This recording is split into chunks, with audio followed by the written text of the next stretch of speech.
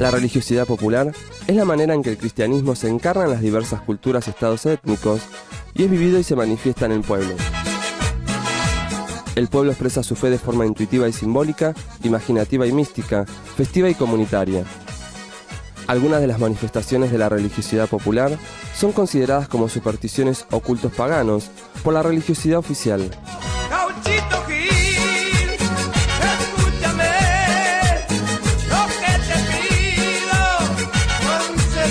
Al respecto de la religiosidad entendida entre comillas como religiosidad popular, yo creo que es un fenómeno que es muy antiguo. Nosotros ahora tenemos una percepción muy marcada, muy fuerte de lo que nos rodea y vemos entonces la enorme presencia de una devoción, a veces no oficial, no institucionalizada, y la entendemos como religiosidad popular. Pero en realidad es un fenómeno muy antiguo. Está ya en el surgimiento del cristianismo, si ustedes quieren pensarlo así, porque las distintas comunidades siempre encontraron un santo, un patrón o una advocación particular de la Virgen que les permitió darse identidad, comunión, albergarse en un espacio, mantenerlo como estandarte, si uno quiere, frente a otros grupos. Y se dieron formas de prácticas de religiosidad, así, no oficial. Hay que tener en cuenta que estamos en una sociedad y en una trama sociocultural donde la creencia religiosa es muy fuerte. Una sociedad donde más del 91% de la sociedad se declara de alguna manera creyente en Dios, y con variaciones muy fuertes, porque este es un promedio general, pero uno va al norte, todo el NOA tiene el 98 y pico por ciento, y el NEA el 97%, o sea, estamos hablando de una creencia muy grande. Yo creo que no es viable pensar un patrón para definir o para reflexionar sobre la religiosidad popular. Me parece que justamente es algo que quiere escapar de los patrones. Es la Iglesia seguramente la que intenta más imponer un patrón de ordenamiento, de control, de alguna forma de administración de lo sagrado y de administración de las devociones, de las creencias y de las prácticas, en definitiva. Yo creo que en realidad lo que surge siempre es una necesidad identitaria, una necesidad de expresar una relación con la divinidad, de poder las personas acercarse a manifestaciones del milagro. Y entonces sí, empiezan a identificar personajes a los cuales se les reconoce una capacidad particular, por ejemplo, de interceder para que se efectúen milagros. Y después la historia de las comunidades le va inventando datos y va forjando toda una especie de aura, ¿sí? de orla en torno a la figura. Defensor de los humildes, dicen que era un gaucho honrado, trabajador noble y bueno, y por todos respetado. En la guerra al Paraguay fue distinguido soldado, y al volver vive otra lucha, celeste y colorado, y por no derramar sangre desierta y es apresado. Cuando tuve problemas de salud y entonces vine y le pedí, y ahí ando bien ahora. Hace como 10 años que vengo. Esa gran desregulación de las creencias posibilita mucho más la instancia de autonomización de los creyentes, o sea, los creyentes por su cuenta pueden ir recomponiendo su marco, de su universo religioso, sus creencias, y a partir de ahí se genera un espectro muy fuerte de diversidad religiosa presente, ¿no? El paso del tiempo hace que se vaya oficializando, ¿no? El contacto con la Iglesia, las pujas con la Iglesia, y a veces la Iglesia misma en su flexibilidad que incorpora, termina, digamos, a veces fagocitando algunas manifestaciones de religiosidad que parecen no ortodoxas. Y con el paso del tiempo eso se termina incorporando a lo que sería, digamos, el cristianismo oficial, el catolicismo oficial. Ruega por nosotros, dulce Madre nuestra, Virgen del Rosario, de San Nicolás. Salve Madre de la Iglesia, oh corazón de María, Dios Padre quiso engendrarte con santa sabiduría. Salimos de Villa Martelli, caminamos 5 días. La verdadera caminata sale de Mashwi, de Ingeniero Mashwi. Nosotros salimos un día anterior, casi 5 días caminando. En el trayecto que caminás, hay veces que ya no dan más las piernas y hay gente que se acerca, rezas un rosario, 3, 4, y cuando te diste cuenta ya pasaste la mitad del camino. No usé refuerzo Caminé constantemente, así que eso le doy gracias, me dio mucha fuerza. El año que viene lo vuelvo a hacer. El tema del culto mariano es un tema que a mí particularmente me ha interesado mucho en mis investigaciones. Es cierto que yo me he centrado más a partir de sus orígenes coloniales, pero hay que reconocer que el culto mariano va a tener una fuerza muy grande a partir del siglo XII, con todo, digamos, una política de la Iglesia de reordenamiento, ¿no?, de los sacramentos, de las devociones, de imposición de cierta figura mariana como hito, si ustedes quieren, para pensar la religión católica. Y es una imagen, es una figura, mejor dicho, la de la Virgen María, que tiene una enorme pregnancia, un enorme poder de atractivo, porque remite a muchas cuestiones que la subjetividad de las personas las toca muy de cerca. Es así que va a ser, en definitiva, una figura muy exitosa para los procesos de evangelización. Digamos, en el caso, por ejemplo, nuestro, de la Argentina, durante mucho tiempo, el catolicismo implicó una imposición de una instancia de muy fuerte unanimidad religiosa, o sea, había un monopolio religioso. Y ese monopolio religioso implicaba que la institución era quien de alguna manera determinaba cuáles eran las creencias legítimas y cuáles no. Entonces, al quedar todas las otras creencias que no fueran prácticamente las que estaban legitimadas por la institución, eran descalificadas. No solo descalificadas, o sea, perseguidas o eliminadas, una cantidad de aspectos que sería largo enumerar.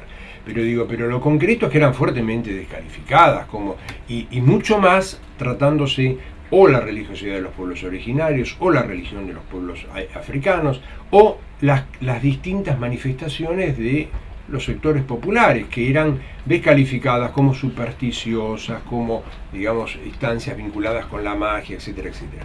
Yo creo que hay una cuestión que es muy importante para las distintas religiones, pero si podemos focalizarnos tal vez en el catolicismo y en el cristianismo y el catolicismo en particular, tiene que ver con la institucionalización de la religión a partir de la formación de las iglesias o a partir de la formación, digamos, de las instituciones más reglamentadas en torno a la devoción. Y creo que fueron muchos siglos los que dieron por resultado una organización especial de las religiones y una, digamos, concentración de la legitimidad en torno de lo sagrado y la administración de lo sagrado, separándose de la esfera de lo profano. Los creyentes, de forma autónoma, replantean, expanden, difunden un tipo de devoción con el Gauchito Gil que es perfectamente coherente con la composición de todo su universo religioso. No es para nada absolutamente contradictorio. Después vienen otras instancias en las que uno tendría que ver, el caso de, a veces, por ejemplo, en el caso de San La Muerte, donde también hay tantas disputas, tantos planteos diferentes, y uno también se va a encontrar con instancias que reivindican su inserción en la cultura guaraní, y otras que van a poner el acento en la influencia de las misiones jesuíticas. O sea, eso es parte de la puja simbólica, ¿no? Pero para el creyente esto es una discusión que no está en juego, su vínculo con el sagrado es distinto. Un momento muy importante para mí hoy por hoy es pensar en el proceso de secularización que se viene dando hace varios siglos y que creo que está atravesando nuestro tiempo particularmente con mucha fuerza, y que significa una transformación muy importante en las creencias y en las prácticas que tenían que ver con lo sagrado antes. Mi santito bueno, yo te pido que me guíes por favor, que seas luz en mi vida y mi santo protector. Tú estás en mis oraciones, vives en mi corazón. La muerte en las culturas precolombinas tenía un sentido, volviendo a esta concepción de la dualidad, de la muerte que produce vida circularmente y la vida que termina en la muerte. Ese San La Muerte viene de un santo popular, San Pascualito Bailón, que era español, pero que no había en España no tuvo mucha difusión, entra por Chiapas y Guatemala y en un periodo queda circunscripto, digamos, a la zona maya. Cuando aparece con fuerza toda la cultura narco, llega al resto de México y lo que yo pude ver, que fue muy impactante, alrededor del 2000 o 1999, cómo aparecía el San la Muerte masculino y la Santa Muerte femenina. San la Muerte no está muy claro, pero lo que pude averiguar, porque también, es que perteneció a una congregación de monjes, que en realidad es un monje, que él curaba a través del agua y imposición de mano. Y en un determinado momento él curaba la lepra. Como no lo dejaron curar la lepra, hizo una huelga de hambre frente a la celda, donde estaba la gente que curaba a los presos, y empezó a esqueletizarse, y quedó, eso que tiene eso negro no es una capa, es un hábito. Y la guadaña se la pusieron como para dar miedo, pero en realidad él tiene un báculo. Lo que pasa es que hay cosas que la arman, porque la mente del ser humano es... Por eso yo lo que averigüé, todo lo que tiene que ver con el Gauchito y San la Muerte, ¿no? Ah, ese es el esqueleto de él. Es el cuerpo, nada más que ya no tiene más carne, nada. La guadaña. Y esa la utilizan siempre para cortar el pasto. La capa. Yo creo que la religiosidad popular tiene una carga de sentido muy fuerte a ese nivel. Y esto es lo que la constituye en un recurso sumamente valioso, a partir del cual hay que empezar a comprender, a analizar, a tener en cuenta cómo los procesos históricos, sociales, se van articulando, la van atravesando, la van contextualizando, y cómo las instituciones religiosas se vinculan con este fenómeno. Hay ciertas formas del poder que se aglutinan y se amalgaman y se legitiman. Y las instituciones como la Iglesia y otras, ¿sí?, tienden a darle un núcleo de legitimidad a un conjunto de ideas, de preceptos, de dogmas. Entonces, la legitimidad está en un lado y no está en el otro. O por lo menos temporariamente no va a estar en ese otro lado. Es en ese sentido donde yo creo que las instituciones definen lo que está dentro, lo que está afuera, y lo que está afuera son las prácticas supersticiosas. Pero hoy son supersticiosas y mañana podrían dejar de serlo.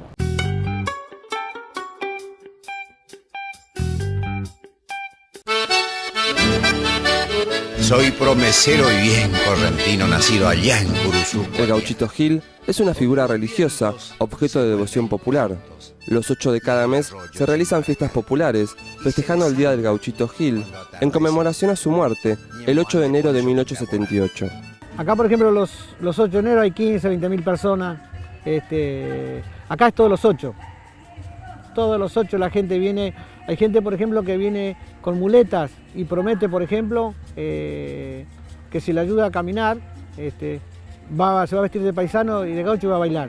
Y vos le preguntás por qué baila y te dice, yo bailo porque una promesa porque no caminaba, o simplemente con pedir, Y la promesa no es que, a ver, uno puede prometerle una cinta roja, puede prometerle algo, ¿sabes para qué es la promesa? Yo pienso, ¿no? Es para que uno se acuerde de agradecer un favor. No es que hay que darle dinero, uno se acuerda que tendríamos que ser todos agradecidos, levantarnos a la mañana y decir gracias a Dios por levantarnos, por caminar, por comer. Ahora en octubre hizo 8 meses que me agarró un principio ACV y el gauchito me salvó, gracias a la fe. Dios es el gauchito para mí, es único. Y a mi hijo también lo operaron de apendicitis aguda y todo bien. Vengo a agradecer porque...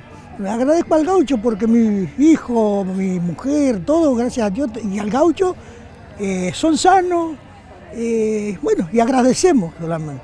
Hace 8 años yo estoy en lista de espera de trasplante. Hace 4 años hice el grupo de chamamé porque yo soy muy activa y bueno, yo soy devota de la Virgencita de Itatí. Vine a Buenos Aires, el gauchito yo no sabía, ¿no? Supe acá en Buenos Aires, como bien correntina, me hice devota del Gauchito Gil y bueno, la salud mía, usted me ve, soy espléndida. Soy promesero y bien correntino, nacido allá en Curuzú, Guatiá. donde los vientos se vuelven cantos, y es el arroyo Chembaracá, y se desangra cuando atardece, Ñemoán de Poncho Putaporá.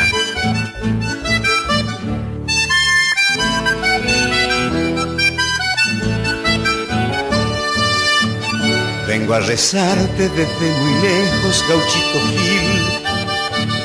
No encuentro el modo de sosegarme lejos de aquí. La tierra tira y estoy de vuelta. Extraño el pago y me duele el alma. Busco tu calma y tus bendiciones, gauchito Gil. Dicen que él robaba a los ricos para darle a los pobres. No. Él fue un desertor. Era una persona que curaba, empacho, geo, como se tira en el campo, un peón de campo. Tuvo un problema por un amorío con la justicia, peleó y bueno, tocó a alguien que no debía tocar. Y de ahí le dijeron que lo iban a seguir hasta terminar con él. Después lo alistan, en ese momento era la guerra de la Triple Alianza. Y claro, él, como era bueno peleando con el cuchillo, entonces mataba a los hermanos paraguayos. Dice que una noche se le presentan dos ángeles en forma de persona y le dicen que él no tiene que pelear más porque mataba a sus hermanos. A mí me parece muy interesante hacer una observación de corte más bien sociológico, sociología de la religión en torno a este fenómeno, porque está apareciendo cada vez más expandido en el espacio, una devoción que tiene orígenes en Corrientes, que tiene orígenes a fines del siglo XIX en Corrientes, ¿no? En la época de la guerra de la Triple Alianza, la guerra por el tema de la guerra con el Paraguay. Y me parece que hay como también un proceso de invención y de reinvención muy fuerte en torno a esta figura que, como decíamos antes, podría llegar a ser muy cuestionada porque los datos históricos no son tan fuertes. Entonces, ¿qué hace él? Se va y se hace desertor. Entonces después lo buscaban los mismos compañeros, que era la ignorancia de aquella época. Este es el único santo acá en Alejandro Cor que está con las manos así. Es por eso, porque entregó su cuchillo y lo degollaron con su propio cuchillo. Es la muerte del cordero degollado. Porque él dijo antes de ser ejecutado: cuando mi sangre inocente derramada llegue a Dios, volveré convertidos en favores para mi pueblo. Eso es un mártir. Por eso a veces nosotros le pedimos a Dios. Él es un mártir, es una persona que ayudaba cuando él curaba el ojeo, el empacho. Él estaba trabajando para Dios. Él sufrió mucho, ayudaba a los pobres, ¿viste? Y murió de una manera muy cruel, ¿viste? Sí, sé toda la historia de él, toda. Y vengo todos los 8, si me lo permite la salud, ¿no? Que hasta ahora todo bien, gracias a Dios. Estoy muy controlada, estoy anticoagulada, ¿viste? No puedo, bueno, eso de por vida. Y ya te digo, el 8 de enero no falto jamás. Ya el invierno que viene, si Dios quiere, Gauchito me ayuda, voy a salir de acá voy a hacer otra peregrina para Mercedes Corrientes. Voy a ir en caravana con mi marido. De acá salimos, porque en el verano no puedo por el calor, ¿viste? Con Rubén papá vamos a ir. Uno es católico y cree en la Virgen y todo, entonces como yo soy correntino y dice el gauchito correntino te sana. Entonces vine y bueno, y me convendé a él y ahí estoy. Tengo salud, todos no creen. Ahora mis compañeros, porque somos todos de familia, cuando venimos al Gauchito Gil y donde nos encontramos somos todos hermanos. Nos saludamos como si fuera que estamos en el mismo techo, todos. Y bueno, hay que llevar la fe.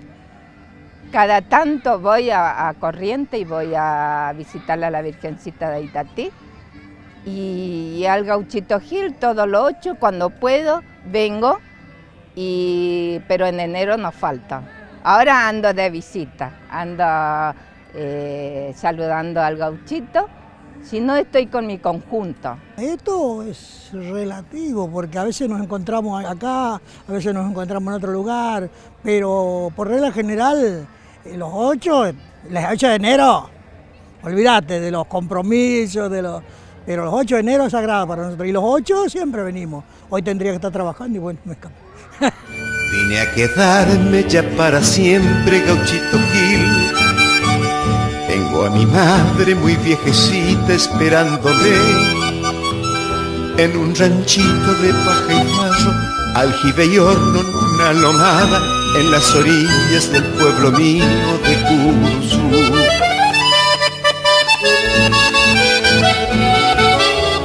Soy promesero y bien correntino, nacido allá en Cursucuatiá, donde los vientos se vuelven cantos y es el arroyo Chembaracá. Y se desangra cuando atardece, llevo ande poncho por caporal.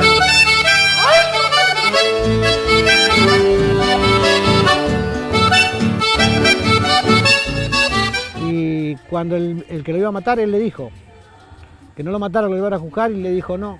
Entonces le dio el cuchillo, lo colgaron de los pies, y él le dijo, cuando llegue, en prueba de mi inocencia, cuando llegues a tu casa va a estar un hijo muy enfermo y vas a tener que decir estas palabras y va a recuperar su salud. Cuando llega de Mercedes a Goya, que son 100 y pico kilómetros, se encuentra a la madrugada que estaba muy enfermo un hijo. Entonces le dice, la mujer, estaba agonizando la criatura. Entonces él sale afuera y grita lo que el Gauchito le dijo. Cuando mi sangre derramada llegue a Dios, volveré convertido. Y pide y sale para afuera a hacerse el pedido, y la mujer de adentro le dice que había recuperado la salud. Y es el primer milagro. Las comunidades inventan eso sagrado en torno a esta figura que, bueno, podía haber sido, digamos, un bandido, podía haber sido un gaucho desertor, podía haber sido un bandido que hacía, digamos, reparto entre la gente pobre del botín que conseguía. Y por otro lado, cómo se lo carga de un contenido simbólico fuerte. Este tema de que se visten de rojo los espacios en donde hay representaciones de Gauchito Gil, a él mismo se lo representa con prendas rojas, y la vinculación con los colores del partido autonomista, digamos, dentro de lo que era la facción correntina. Pero por el otro lado, y aquí hay una alusión a algo muy tradicional del cristianismo, el rojo es la representación de Cristo y el sacrificio de Cristo, y todas las figuras, digamos, iconográficas tradicionales de Cristo incorporan el color rojo. Lo del rojo, lo que más pude, ¿no? Es que por la sangre, cuando a él lo degollaron, toda la sangre que quedó derramada, por eso lo de la vela, y el celeste sí, es más por la ropa, pero el rojo es por eso las banderas rojas, pero por la sangre. Entonces, en la idea del gaucho mártir, inocente, asesinado, en la idea de que él fue degollado, porque algunas tradiciones dicen que las balas no podían penetrar su cuerpo porque él tenía una especie de amuleto de San la Muerte, lo cual nos lleva a pensar una construcción entre lo cristiano y lo no cristiano, ¿sí? Como San la Muerte. Hay una idea entonces de que esta sangre que va a brotar del cuello del Gauchito Gil es una especie de emblema, si ustedes quieren pensarlo de esta manera tal vez, de la sangre y del sacrificio de Cristo como inocente. Entonces hay una asimilación fuerte del Gauchito Gil crucificado y sangrante con la figura cristiana.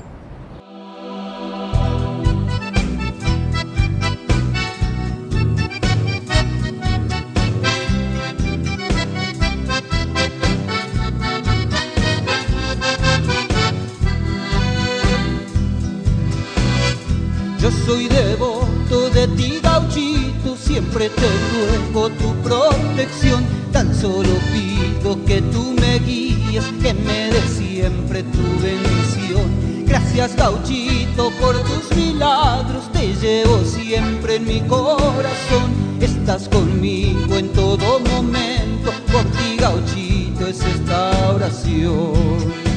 No me falla, es Dios el Gauchito, Dios intercede en él, pero es la fe, querida. Yo en casa le prendo saumerio, tengo bultito, mi marido, mi hijo es de Gauchito, mi nieto, 22, ahora va a ser mi bisnieta de 2 años y medio de Gauchito, y así toda la familia de Gauchito vamos a ser. Sí, para mí es sin palabras, ¿viste? Es lo más grande que hay. Cuando me acuesto, doy gracias por el día que me tocó, que pasé todo bien. Cuando me levanto, pido a Dios y a la Virgen, al Gauchito Gil, que sea un buen día para todos, no solamente para mí, para todos mis hermanos, para los enfermos, para los que no están, porque también el de arriba, yo tengo mi madre arriba, alguna familia arriba, también me está iluminando junto con la Virgen, el Gauchito Gil y el Sam. Esa es la fe que uno tiene.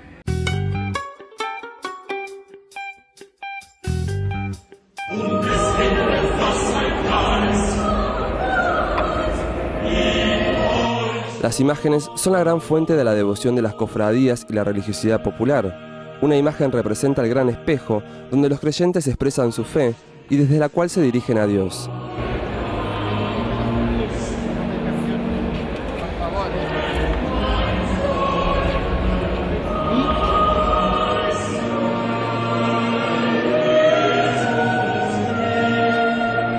Hace 3 años que vengo por un problema de una hija y lo hice devoto a ella por una operación muy difícil que tenía y los médicos no le daban esperanza y vine acá y se sanó sin operación.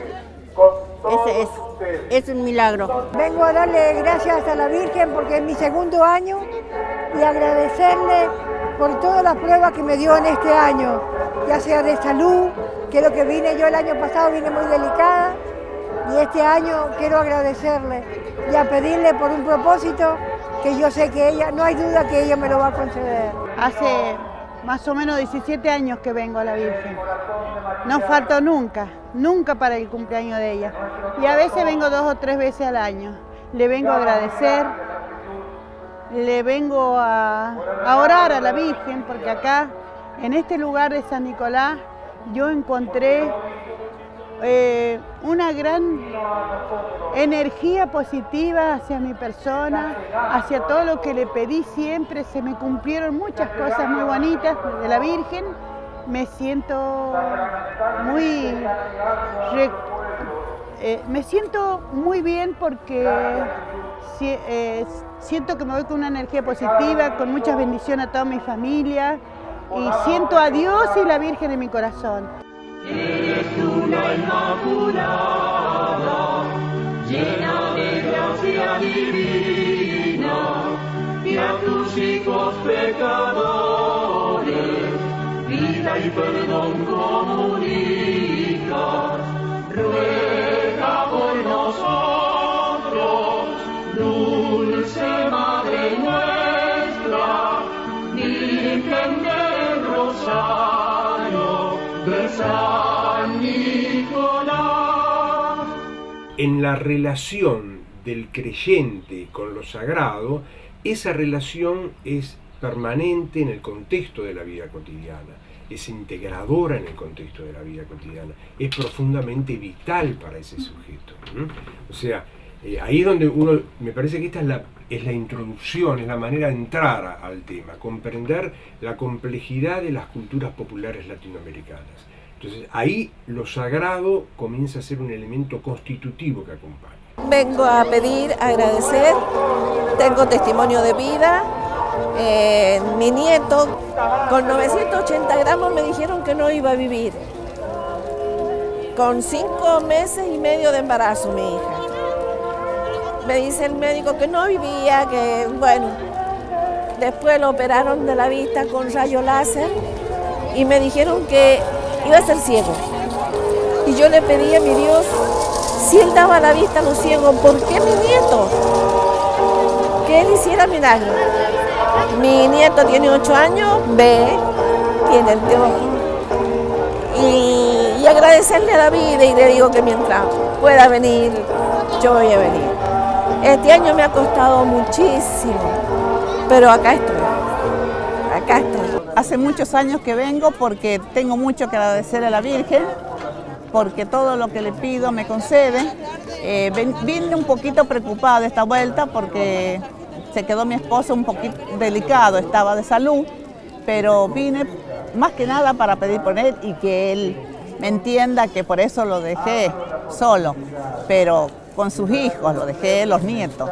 No es que lo he quedado solo, pero se quedó un poco triste, se quedó un poco mal porque me venía, pero no quería dejar de venir. Yo pienso que a pedir ya no, le doy gracias a la Virgen, ya con todo lo que hizo, así que yo pienso que más vengo por venir, no por estar con la Virgen más cerca, ya agradeciendo también a pedir, ya no, ya me dio todo.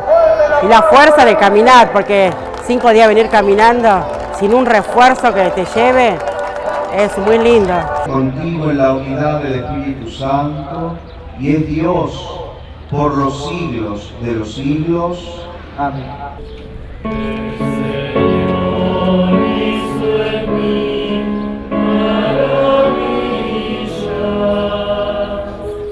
Gloria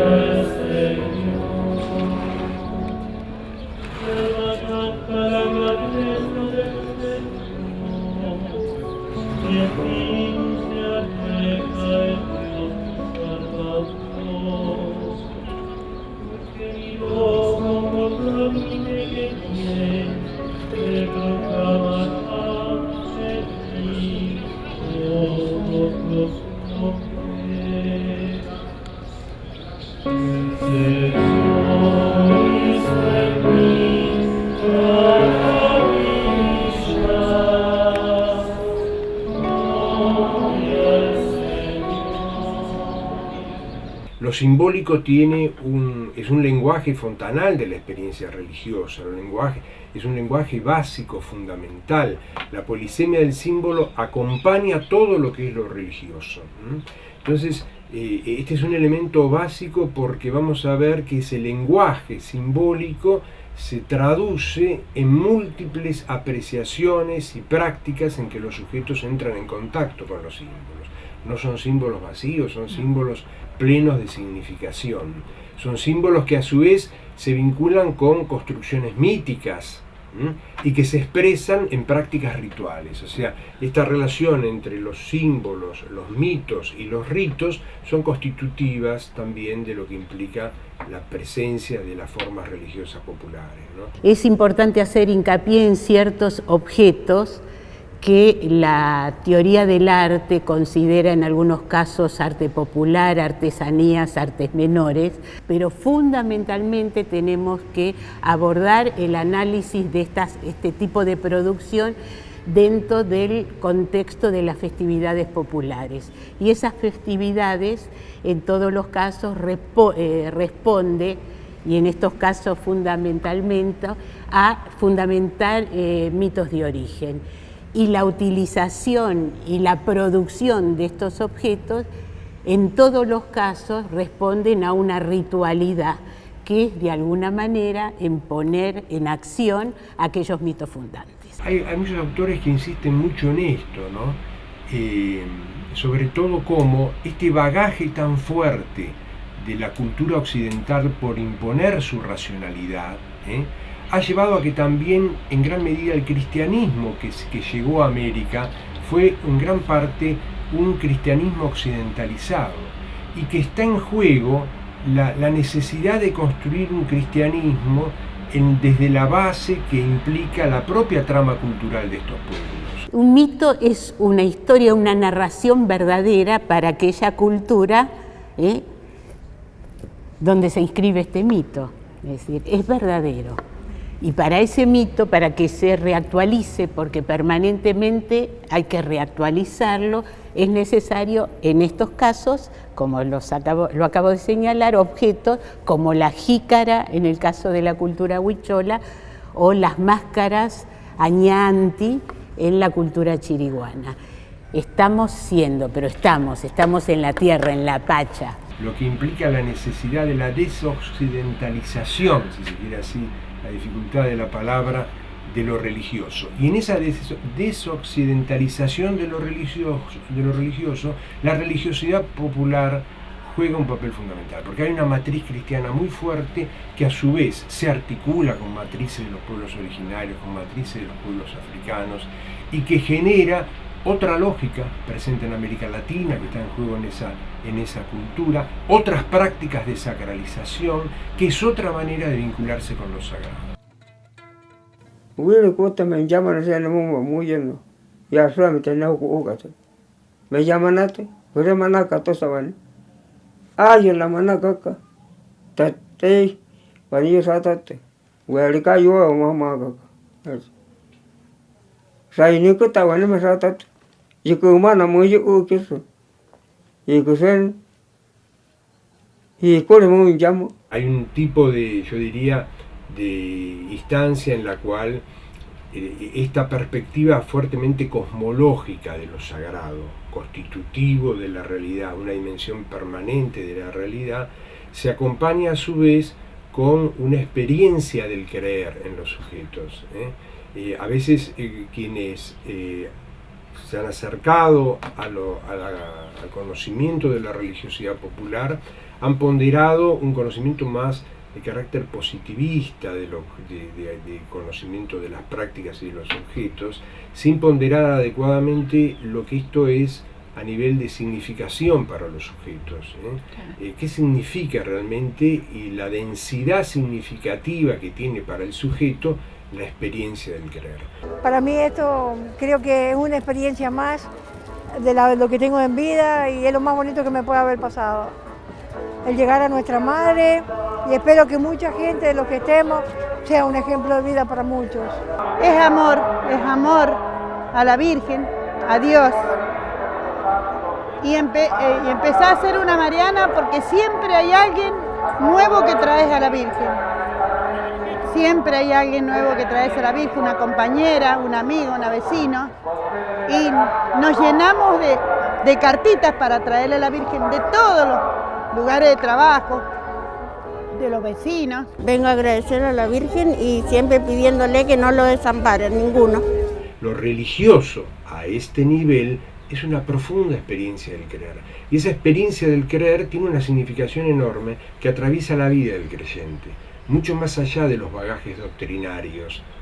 Tiene que ver con una instancia muy vital de cómo esa relación con lo sagrado ha marcado distintos momentos de su vida. Y eso genera un tipo de relación, que es una relación muy especial, entre el creyente y esta construcción que se produce de lo sagrado.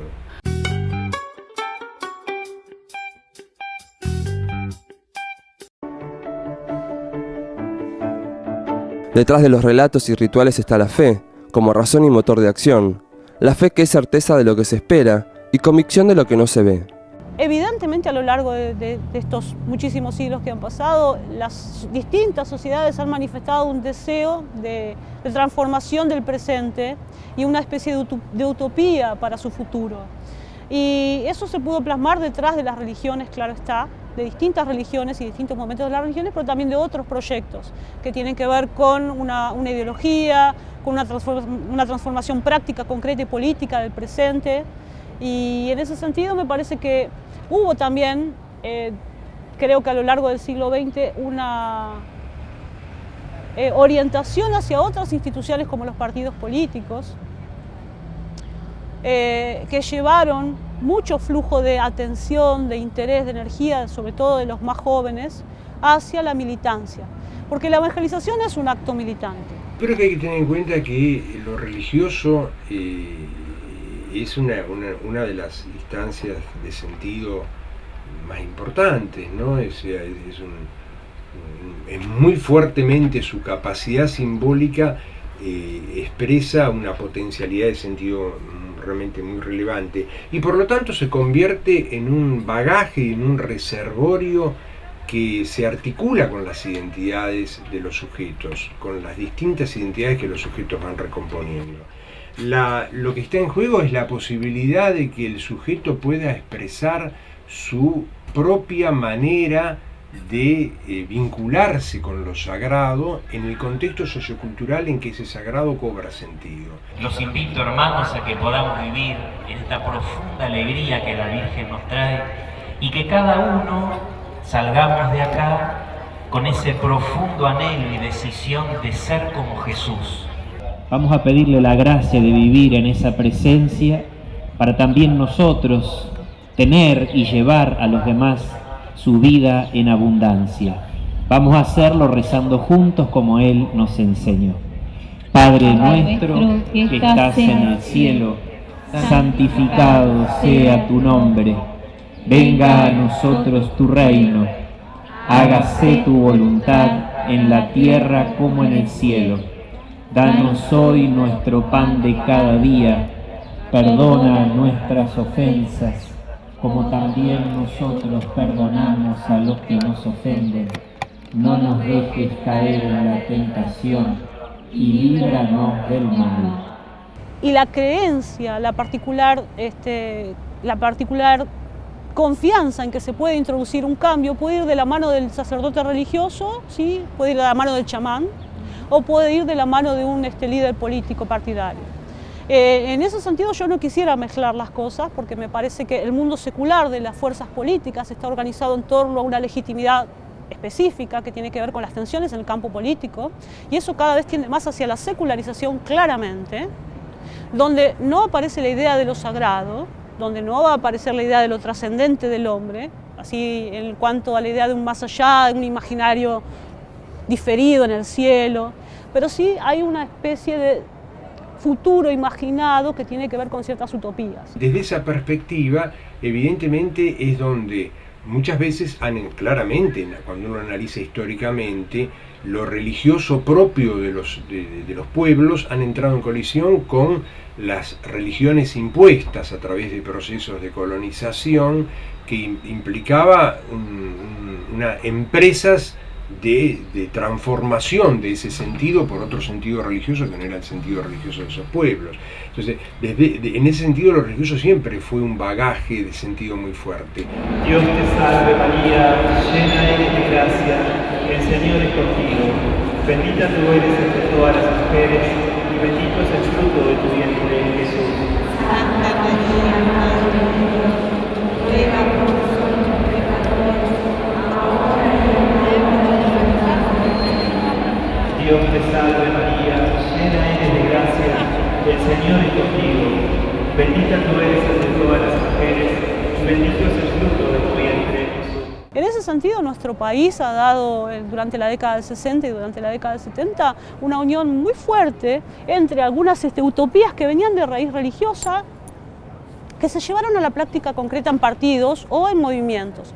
Hay un caso muy interesante que es justamente el desarrollo de la teología de la liberación en la Argentina, que ha sido estudiado por algunos de nuestros colegas también del Instituto Ravignani, particularmente por Claudia Tauris, que tiene que ver con el desarrollo de una línea católica vinculada con el peronismo que va a plasmarse en torno al movimiento de sacerdotes para el tercer mundo, que van a inclusive llevar peregrinaciones de villeros hacia el santuario de Luján con muchísima fuerza, despertando un enorme impacto social. Incluso en las devociones populares hay trabajos muy interesantes, de Certeau especialmente, que analiza en qué medida realmente esta fuerza del pueblo, de los sectores populares, de generar sus propios espacios alternativos de vinculación con lo sagrado, es una manera de ejercer su capacidad de otorgar sentido a un ámbito de su propia identidad. Para utilizar el espacio del santuario de Luján y la imagen poderosa de la Virgen, poderosa me refiero a su capacidad de vidriera, ¿no?, en el contexto nacional, de ir a presentarle reclamos a un gobierno que se está volviendo cada vez más violento, dictatorial, ¿no es cierto? Estamos hablando de fines de los años 60, estoy hablando de lo que va a ser luego el advenimiento de María Estela Martínez de Perón y López Rega y demás. Entonces los sacerdotes villeros empiezan a organizar las comunidades, primero contra Onganía de alguna forma y luego en esta transición del peronismo hacia el golpe. Van a empezar a llevar a esa gente al santuario de Luján para expresar a través de una vía religiosa un montón de pedidos y protestas y reclamos sociales de la gente más pobre de las villas de Buenos Aires.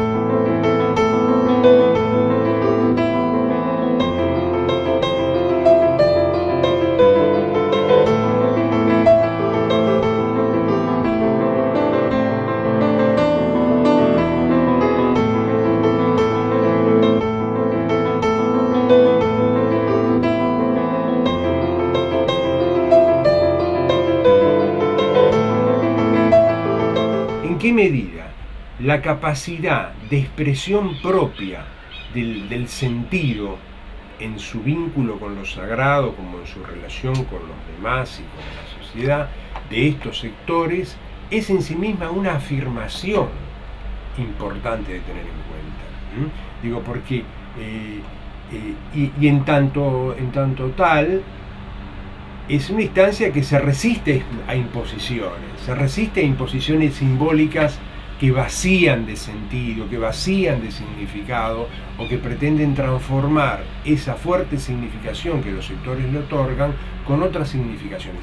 Y ahí hay una fusión un poco de un interés religioso con un interés claramente sociopolítico. Por el otro lado ha habido otras transformaciones hacia la militancia que ya no tienen ese cariz católico, gente que dejó la Iglesia Católica y se pasó, digamos, a la militancia fuerte, también con un discurso que uno podría encontrar ya una militancia casi cargada de evangelismo, entre comillas, y que ya no apuntaba al fortalecimiento de la institución eclesial.